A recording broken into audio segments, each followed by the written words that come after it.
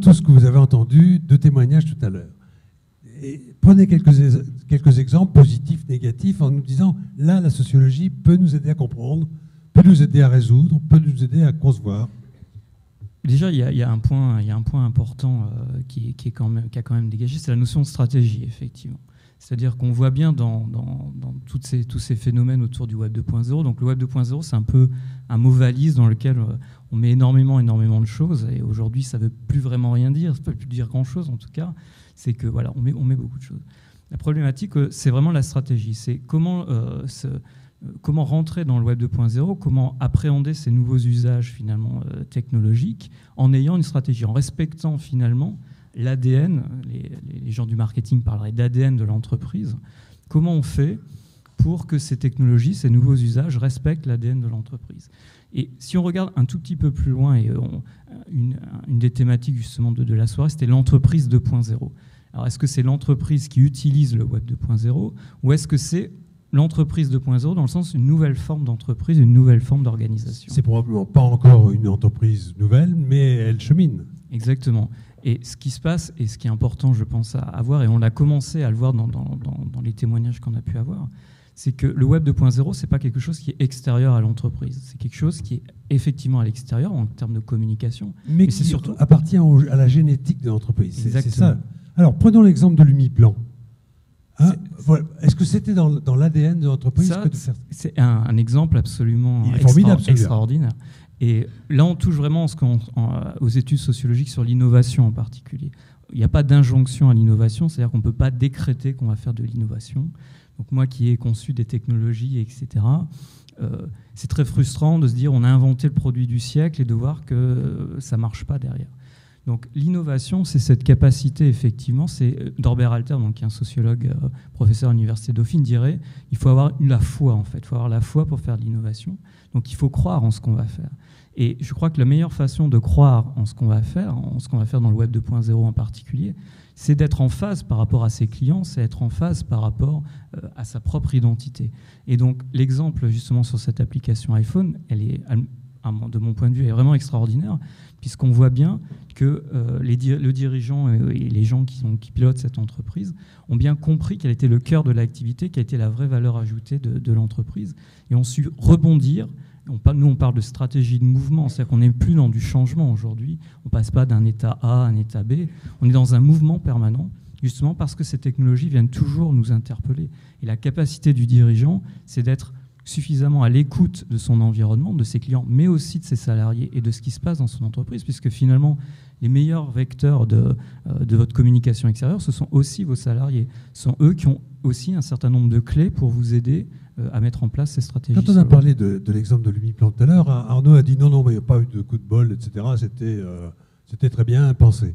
Est-ce que du coup, c'était pas presque pensé comme s'il y avait eu un sociologue ou une analyse sociologique qui avait été effectuée? Peut-être, mais ce qu'il faut savoir, c'est que la sociologie, elle regarde les gens, elle regarde les comportements. Donc finalement, elle explique, elle essaye de prendre du recul par rapport à ce qui se passe. Mais elle apporte rien d'autre que du bon sens. Par moments, on peut avoir l'impression qu'effectivement, c'est du bon sens. Tout le travail du sociologue et tout le travail de la sociologie en règle générale, c'est d'essayer de prendre du recul, de remettre en contexte tout ce qui est en train de se passer dans les organisations et éviter tout le temps d'être dans la révolution et d'être dans... c'est complètement révolutionnaire ce qu'on est en train de vivre en particulier.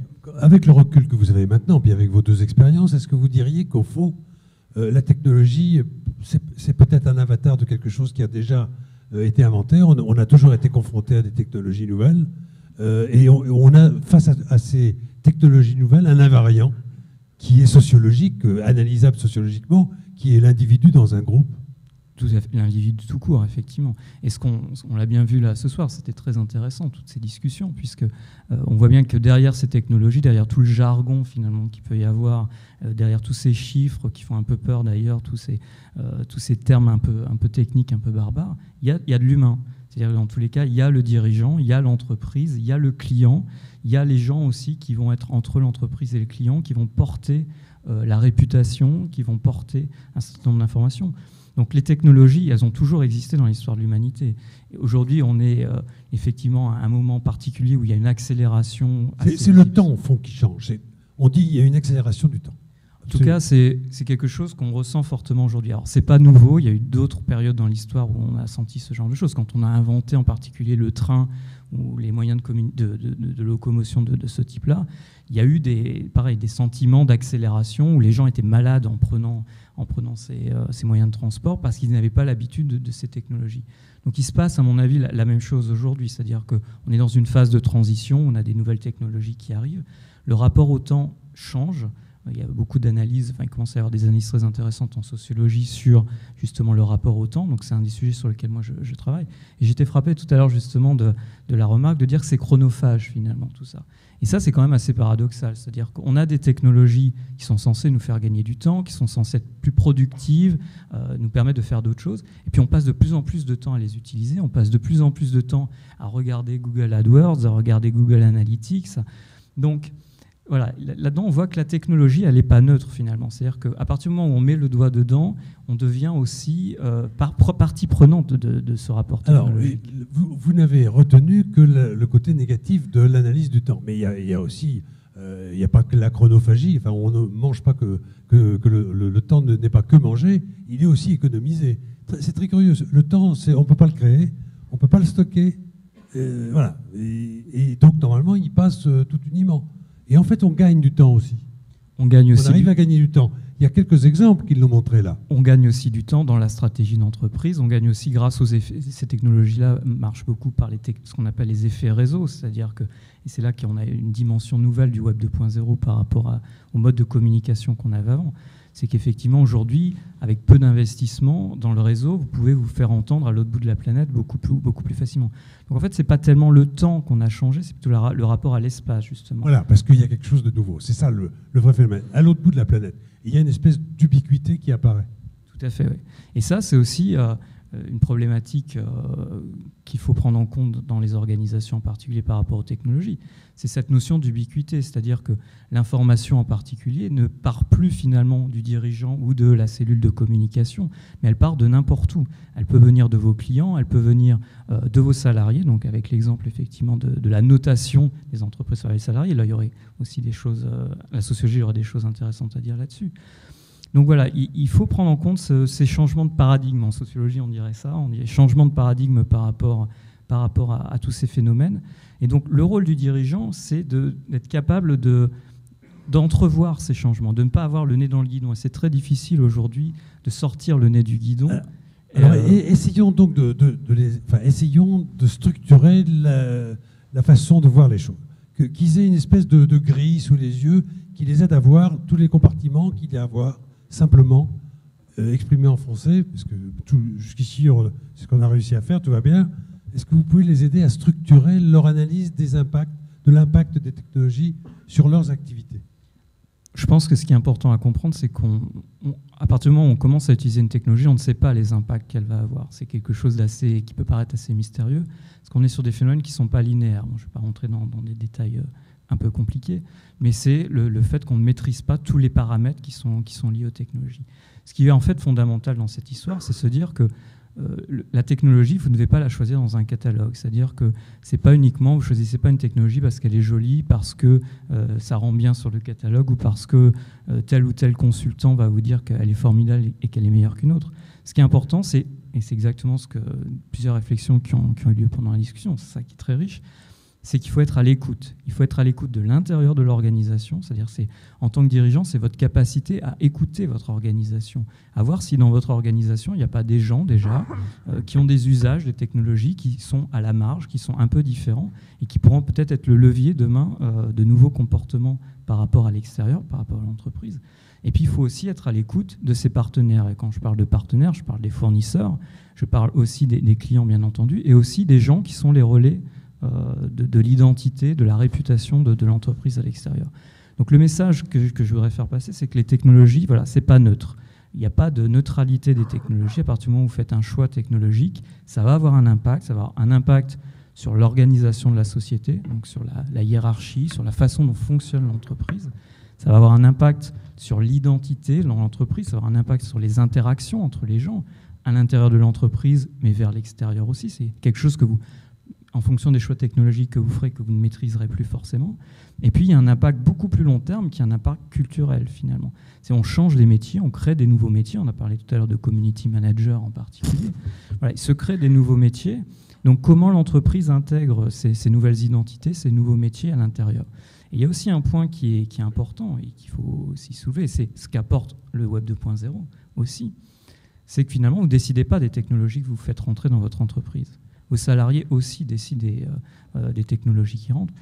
Rien qu'avec les smartphones en particulier, c'est l'extérieur rentre dans l'entreprise. Et donc là, il se passe quelque chose effectivement au niveau des organisations, c'est la porosité de l'entreprise qui est en train de changer. C'est-à-dire que l'extérieur est en train de rentrer beaucoup plus fortement dans l'entreprise et l'entreprise sort aussi de son périmètre. Donc avec le télétravail, avec un certain nombre de technologies. Donc en fait, l'entreprise est en train de connaître toute une série d'intrants qui arrivent et parfois ça peut avoir un effet alien, ces intrants-là. Hein. Ça peut faire péter des tas de trucs. Hein. On a vu qu'il y avait eu comme des dangers. Exactement, c'est-à-dire que tous ces éléments-là vont fragiliser éventuellement la structure de l'entreprise, son fonctionnement interne. Donc toute la capacité, finalement, et c'est là où l'apport de la sociologie est extrêmement important, c'est toute la capacité du dirigeant à savoir, à rendre sa structure d'organisation et le fonctionnement de son travail, l'écoute des salariés en particulier, de façon à pouvoir résister à ces changements successifs, à ce mouvement permanent à l'intérieur de l'écosystème dans lequel on vit. Et ce qui apparaît inquiétant, là, l'effet de cette prise de pouvoir de l'extérieur, hein, la porosité, c'est plus que de la porosité, il y a quelque chose de... Presque de la transparence. Il y a quelque chose de biologique qui est en train une invasion biologique. Hein. Donc ça peut foutre la trouille, ça. On entendait Gilles qui disait... des mauvais avis sur la Pérouse, lu de l'autre bout du monde, zut, angoisse. Bon. En fait, même le sang pour l'Umiplan, c'est une inquiétude terrible et c'est peut-être aussi une formidable opportunité. Exactement. Il y a une dualité dans ces technologies, dans les usages des technologies, c'est que c'est à la fois une crainte forte, et on parle du risque, on parlait de risque tout à l'heure, c'est qu'il faut faire face à ces risques nouveaux, et jusqu'où on va dans l'exploration de ces choses-là. Moi, je pense que ce qui est important, c'est justement de pouvoir transformer ces risques en opportunités de développement de l'entreprise. Et ce qui est fondamental finalement dans tout ça, et vous êtes bien placé en tant que dirigeant normalement pour le savoir, c'est quelle est la véritable identité de votre entreprise, quelle est la valeur ajoutée de votre entreprise, et comment ces technologies viennent s'insérer dans cette stratégie en continuité de ce que vous faites. Parce que ces technologies-là, elles n'inventent rien. La relation au client, la relation au fournisseur, la relation au salarié, la discussion entre individus, elle n'est pas apparue en 2004 avec le Web 2.0. Ça remonte à la nuit des temps. Donc c'est juste une continuité avec des nouveaux usages. Et donc la sociologie en particulier remet en contexte ce genre de choses et permet aux dirigeants de mieux comprendre ce qui se passe dans leur organisation et à l'extérieur. C'est exactement, ça rejoint très bien ce qu'a dit Arnaud au début, quand il décrivait les phases. Au fond, il faut être très lucide sur soi-même et très lucide sur ce que l'on cherche et qui est en face de nous. Exactement, il faut être à l'écoute en fait. Nous, c'est un des messages qu'on fait passer aux gens qui nous consultent. Ça, c'est intéressant, les remarques d'Arnaud aussi, puisqu'on a les mêmes personnes qui viennent nous voir aussi, qui ont fait des expérimentations, qui ont échoué, etc., et qui finalement sont un peu désespérés, se disent « je ne vais jamais y arriver ». Et ce qu'on est tenté en fait de faire, d'essayer de faire passer comme message, c'est qu'il faut être à l'écoute, il faut être en phase avec l'organisation et les gens qui font partie de l'organisation à l'intérieur et à l'extérieur. Avec un avantage colossal, c'est que rentrent maintenant les générations Y ou geek. Et donc, eux, ils sont porteurs des usages et ils ont les bons réflexes, ils connaissent. Voilà. Et sur ce point-là, il y a eu un mot très important qui a été prononcé tout à l'heure, c'est la confiance. Parce qu'il y a une défiance, finalement, par rapport à cette génération Y. Alors, les sociologues, il y a beaucoup d'encre qui coule sur ce sujet. Et on ne peut pas vraiment catégoriser comme ça les gens par génération, ça n'a pas tellement de sens. Il y a des geeks qui ont 70 ans et il y a des geeks qui ont 17 ans. Et ce qui est important, finalement, c'est de faire confiance à ces gens-là. Et c'est la diversité dans l'entreprise qui est importante. Et donc, quelle est la capacité pour les dirigeants de rendre leur organisation réceptive à cette diversité, à ces nouveaux usages? Et donc, là, sur le schéma que j'avais réalisé donc à partir de l'étude en particulier, donc je ne vais pas rentrer dans le détail, mais on voit qu'en fait, il y a des usages qui sont extrêmement stabilisés dans l'entreprise. La tentation serait de se focaliser dessus, de regarder son nombril, finalement, de regarder à l'intérieur. Mais le rôle du dirigeant, c'est d'aller dans l'exploration et la découverte, c'est d'aller voir qu'est-ce qui est à la marge, qu'est-ce qui est nouveau, qu'est-ce qui m'arrive. Donc il faut anticiper ce genre de choses. Et donc c'est ça, c'est cette entreprise 2.0 finalement, qui va être traversée par les technologies, les réseaux sociaux et un certain nombre de choses de ce type-là. C'est la capacité à apprendre, la capacité à anticiper et être dans le mouvement finalement. Regarder et tirer sur tout ce qui bouge. Avec bon sens. Oui, je ne dirais pas tirer sur tout ce qui bouge, parce que justement... tirer parti de tout ce qui bouge. Voilà. L'erreur, ça serait de ne pas respecter l'ADN de son entreprise, son organisation, et voire aller trop loin dans l'expérimentation. Il faut que l'organisation suive, il faut que les salariés suivent, il faut que tout le monde se retrouve en phase là-dedans. Et les clients aussi, finalement. Si vous changez de mode de communication, vos clients ne vont peut-être pas s'y retrouver non plus. Donc il faut faire ça avec beaucoup d'intelligence finalement. Il ne faut pas gérer ça avec un stagiaire. Effectivement, il faut vraiment avoir une démarche, une stratégie. Et encore une fois, je ne vais pas prêcher pour ma paroisse, mais c'est vrai que là, la sociologie offre énormément de ressorts. Donc c'est pareil, une mise en place intranet ou extranet, c'est très à la mode, mais ça dépend toujours finalement de l'ADN de l'entreprise. Exactement. Et il y a aussi un point qui est important sur ces sujets-là et que moi je vois... Il y a deux choses que je vois beaucoup poindre dans le milieu justement des consultants sur ce sujet-là qui me semblent un peu dangereuses.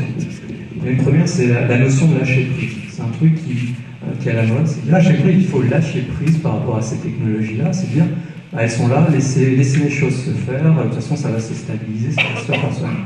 Moi, je pense qu'au contraire, il ne faut pas lâcher prise. Le dirigeant ne doit pas lâcher prise.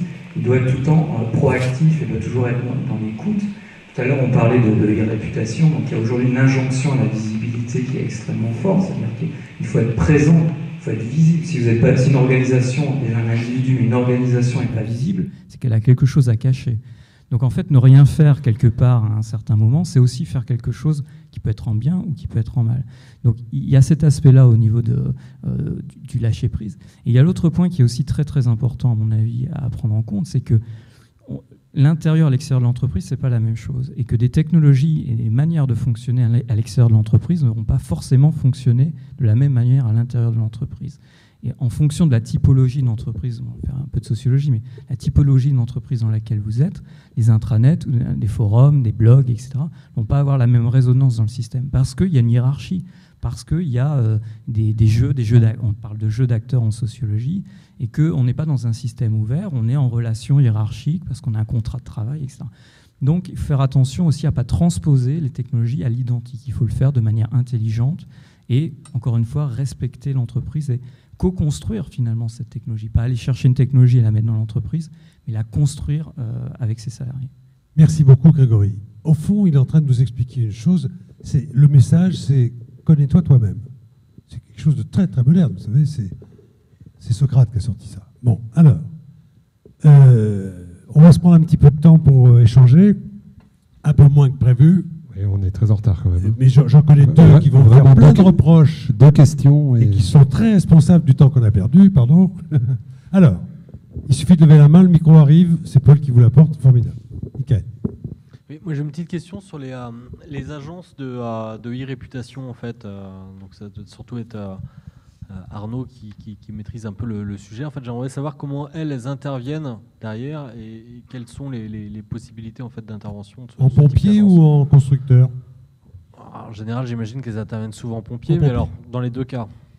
Alors, globalement, les agences d'e-réputation, j'ai encore un peu de mal à savoir de qui on parle. Ça, c'est juste pour le... Oui, il y a des agences qui se présentent comme ça. En fait, je sais qu'on a été démarché par des agences de ce type-là. Après, voilà, mais là, c'est pas une critique ouverte, c'est pas gratuit ce que je dis. C'est-à-dire qu'on est sur là une strate nouvelle du web sur laquelle nous, on est convaincus pour pouvoir arriver à cette strate-là, il faut en connaître beaucoup avant. Donc les agences de com qui deviennent agences de réputation, des agences web qui deviennent agences de réputation et tout, je ne critique pas, je dis juste ouvrons le couvercle, regardons bien ce qu'il y a dedans, parce que parfois ça m'étonne un peu. Est-ce que ça signifie qu'il faut essayer d'éviter le contact Non, pas du tout. Non. C'est encore une fois, moi si je faisais de réputation, je solliciterais d'abord une agence de réputation. Et ensuite, peut-être une agence de communiqué de presse. Puis après, je verrai si... De bonne réputation aussi. Voilà. Mais j'ai loupé la tournure, parce qu'elle a été jolie. Mais concrètement, qu'est-ce qu'on peut faire? Voilà, des mécaniques qui existent. Il y a la mécanique du référencement naturel, la visibilité sur les outils de recherche, qui est une première base fondamentale d'e-réputation. C'est-à-dire que là, en fait, vous avez la possibilité de... Alors je vous donne des trucs qui... Bon, on a la possibilité, encore une fois, de faire en sorte de créer du contenu que les outils de recherche vont considérer plus pertinent que les critiques. Donc, on va prendre de la place. Voilà, ça ne changera pas l'e-réputation. Ça me permettra de mettre un peu plus en retrait. Dans les mécaniques d'e-réputation pure, vous pouvez faire, comme je le disais tout à l'heure, vous pouvez prendre le taureau par les cornes. C'est-à-dire que si vous vous faites attaquer, vous pouvez créer des sites qui sont là pour mettre les choses au clair, en réalité. Ça existe. Ce sont des mécaniques d'e-réputation. J'ai déjeuné il n'y a pas longtemps avec une personne qui connaît pas grand-chose au web, mais en tout cas qui m'a dit qu'ils avaient eu des problèmes d'e-réputation et que son patron fait quelque chose. En fait, il a changé de marque. Bon, c'est un groupe, je crois qu'ils sont 50 000 employés. Si vous l'avez pu m'appeler juste avant, on aurait pu en discuter. Voilà, donc je ne sais pas si je réponds à ta question, mais il n'y a pas de mécanique d'e-réputation pure, nette et réelle. Par contre, tu as des agences d'e-réputation qui ne sont pas là pour nettoyer la réputation, mais qui pourront en créer une nouvelle. Et là, je pense à des sociétés parisiennes, par exemple, qui sont des sociétés qui relient l'e-réputation au buzz marketing. L'idée de faire des campagnes de buzz pour donner une nouvelle identité, une nouvelle réputation à la marque. Il y a aussi des agences, dont une qui est très réputée à Paris, qui fait de la réputation à travers le RP. Ils font des relations publiques et ils construisent l'e-réputation par rapport aux IRP, les relations publiques sur le web. Voilà. Après, moi, je crois fondamentalement que pour gérer sa réputation, il y a bien sûr des problématiques sociologiques qui sont fondamentales. Et après, il y a des chartes. Il faut que vous expliquiez aux gens à l'intérieur de votre boîte ce que vous en attendez. Comment se comporter. Exactement. Moi, je le fais tous les jours. J'ai des chartes. Hein. Dès qu'il y a un problème, le mec, il se prend pas une calotte. Je lui dis, voilà, on va parler de ce truc. Et après, je rajoute une ligne sur la charte. Il y a quasiment une constitution de comportement à l'agence.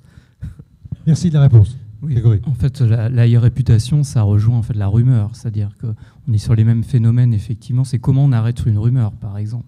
Donc ça, c'est extrêmement complexe. Et la e-réputation, ce n'est rien d'autre finalement que de la réputation. Donc ça se gère finalement avec des outils différents, mais c'est la même chose. Et ça se gère très mal. On travaille sur les réseaux sociaux réels, cette fois-ci, pas uniquement virtuels. C'est comment une information circule dans un groupe. Mais ça se gère très bien. Quick, ils ont très bien géré. Oui. Mais c'est vrai, ils ont très bien géré. Nestlé, quand ils ont... Nestlé, ils ont fait une mauvaise réputation. Pourquoi Nestlé, ils avaient été attaqués par l'actualité. Et sur leur page Facebook, ils ont dit « Vous n'avez pas à discuter de ça ici ». Ah bah super, c'est devenu l'anti-page Facebook. Voilà. Donc ça, c'était de la mauvaise réputation et c'est eux qui ont créé leur mauvaise réputation à un moment. Ouais, une situation de mauvaise réputation. Bien. Autre question qui sera probablement la dernière, pardonnez-moi, parce qu'il reste 4 minutes dans notre décompte. On parlait de sociologie, d'e-réputation, de toutes ces nouvelles technologies Web 2. Dans l'entreprise, nous voyons la génération Y arriver, que nous mixons, qui se mixe naturellement avec la génération plus âgée. La génération plus âgée est équipée de smartphones, mais uniquement en usage téléphone. La génération Y est équipée de téléphones, mais essentiellement qui fait des applications de smartphones, réseaux sociaux, etc., en continu. Comment peut-on arriver à mixer cette vie privée qui rentre en fait dans l'entreprise, de par également toutes ces nouvelles technologies au niveau sociologique?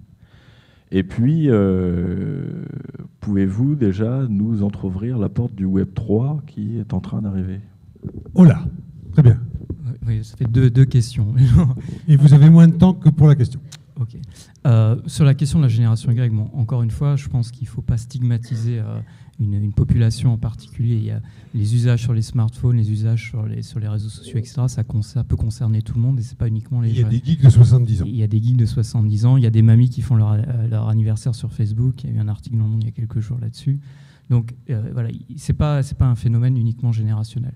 Il y a juste un décalage par rapport à un certain nombre d'usages.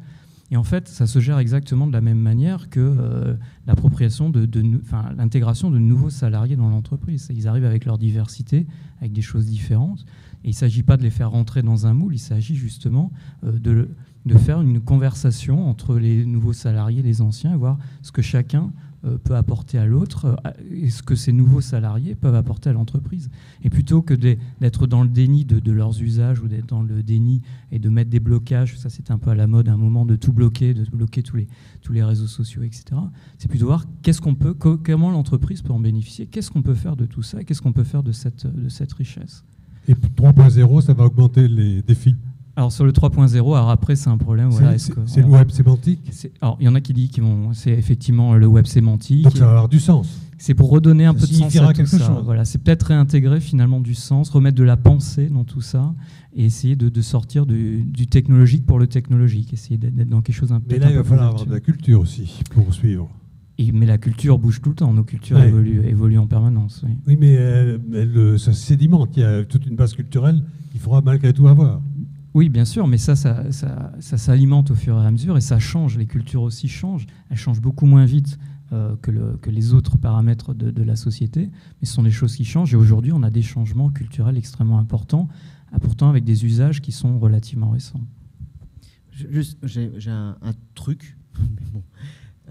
Vu qu'on est quand même sur même si on ne peut pas stigmatiser, sur des générations particulières, vu qu'on est sur des générations particulières, pas forcément en termes d'âge, mais en tout cas en termes de culture d'une technologie, moi ce que j'ai fait, alors moi j'ai que de la génération Y à l'agence, mais quand on les met en relation avec des clients ou avec des gens qui sont d'une autre culture, on fait de la pédagogie, mais des deux côtés.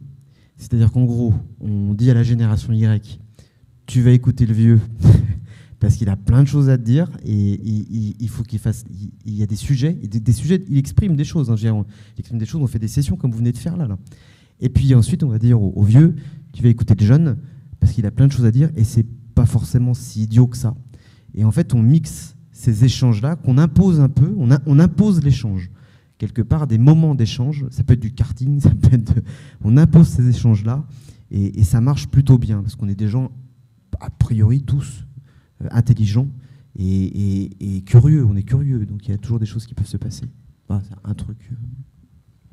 Alors Jean-Christophe, c'est ce que nous avons fait, nous avons échangé et le temps est venu de conclure. Je pense que tout le monde est pressé d'aller. Donc je vais d'abord les remerciements, remercier nos deux intervenants, Arnaud Chagnot et Grégory Lévis pour la qualité des échanges, pour l'animation Gérard Royer, remercier également la Chambre de commerce et puis Nantes Métropole, les soirées atlanticielles pour la logistique. Je vous rappelle donc que ça a été filmé, vous pourrez retrouver ça dans quelques jours sur le site internet, voilà, ça vous permettra d'avoir quelques passages importants. Maintenant pour la suite j'espère que j'ai surtout oublié, j'ai bien sûr oublié nos témoins.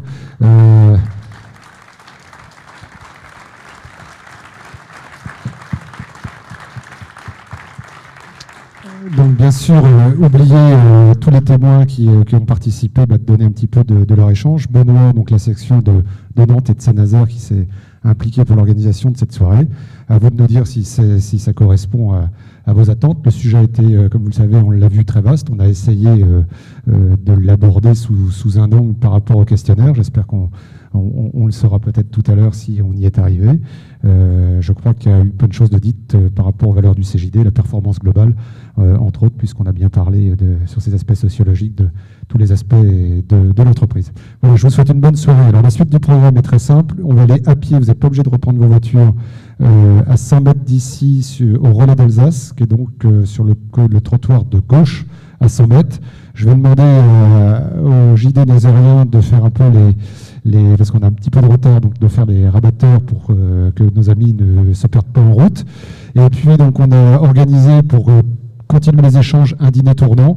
Ne perdez pas vos petits badges, puisque vous avez 3 numéros où vous les apprenez par cœur. Ce sont les numéros de table où vous prendrez l'entrée, le plat et le dessert. On vous demandera de tourner pour pouvoir participer. Voilà, merci, bonne soirée.